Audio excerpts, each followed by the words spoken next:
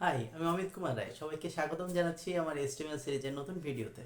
আজকে আমি আপনাদের সাথে আলোচনা করতে চলেছি HTML এর স্টাইল সম্বন্ধে। তো চলুন আমরা ভিডিওটি শুরু করি। আজকে আমাদের আলোচনার বিষয় স্টাইলস।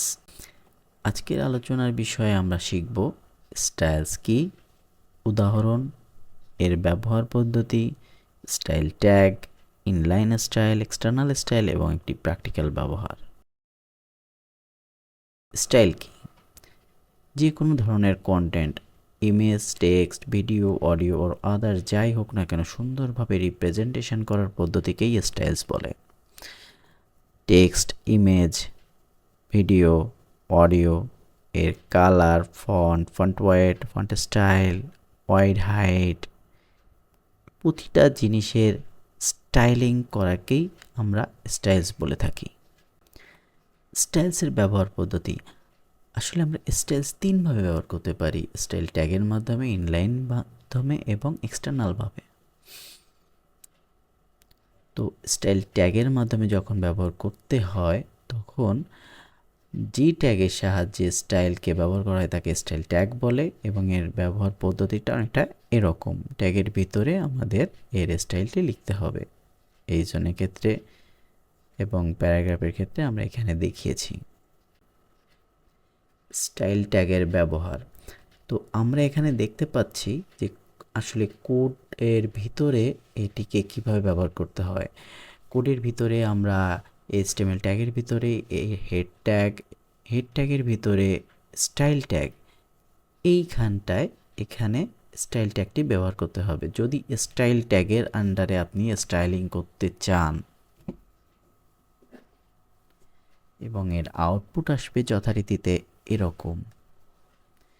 ইনলাইন স্টাইলের ব্যবহার করতে গেলে প্রতিটা ট্যাগের ভিতরে স্টাইল করতে হবে, এই জন্য এর নাম ইনলাইন স্টাইল। এর ব্যবহারটা কোডের ক্ষেত্রে অনেকটা এরকম যে স্টাইলের ভিতর স্টাইলটি আমরা করেছি ট্যাগের ভিতরে, আউটপুটটি যথারীতি এরকম। এক্সটার্নাল যখন ব্যবহার করবেন এক্সটার্নাল স্টাইল, তখন আলাদা একটি ফাইলে আপনাদের স্টাইল শিটটি তৈরি করতে হবে এবং সেটিকে ইনক্লুড করতে হবে আপনার HTML ফাইলের ভিতরে। এর ব্যবহার পদ্ধতিটি অনেকটা এরকম, যেখানে আমরা HTML একটি ফাইলের ভিতরে একটি CSS ফাইলকে ইনক্লুড করেছি এবং এর আউটপুটটি যথারীতিতে এরকম। তো চলুন আমরা একটি প্র্যাকটিক্যাল ব্যবহার দেখে আসি।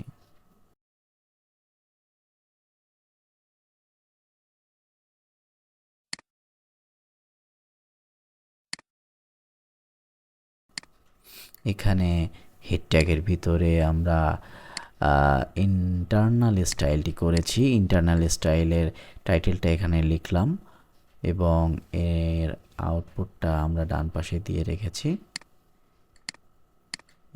বডি ট্যাগের ভিতরে আমাদের হেডিং ট্যাগটি আছে, প্যারাগ্রাফ ট্যাগটি আছে এবং এর স্টাইলটা আমরা করেছি একটি ট্যাগের ভিতরে, যেটি হেড ট্যাগের ভিতরে।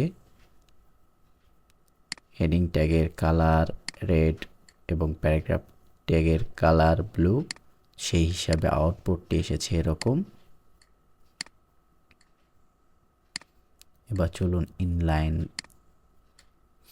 ইনলাইন স্টাইলের ক্ষেত্রে আমরা ভিতরে এই ট্যাগের ভিতরেই আমরা স্টাইলটি করেছি হেডিং ট্যাগের ভিতরে এবং প্যারাগ্রাফ ট্যাগের ভিতরে আমরা রেড এবং ব্লু এই স্টাইল দুটি করেছি এবং এর আউটপুটটি অনেকটি এরকম। অন্যদিকে যদি আমরা এক্সটার্নাল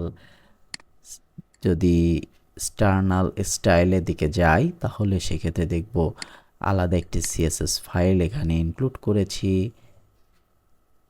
যেখানে আমাদের আগের ট্যাগের আগের যে ইন্টারনাল যে স্টাইলিং করেছিলাম অনেকটা সেরকমভাবেই করা, বাট শুধুমাত্র পার্থক্যটি হলো ইনক্লুড করেছি আমরা একটি CSS ফাইল style.css নামে, যার হেডিং ট্যাগটা এবং প্যারাগ্রাফ ট্যাগের স্টাইলিংটা অনেকটা ইন্টারনাল যে আমরা স্টাইলের ব্লকটি করেছিলাম, ট্যাগটি করেছিলাম সেই ট্যাগের মতো,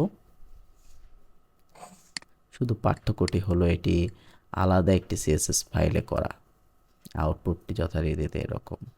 তো আমাদের ভিডিওটি এখানেই শেষ। পরবর্তী ভিডিওটি দেখার জন্য আপনাদেরকে আমন্ত্রণ করছি।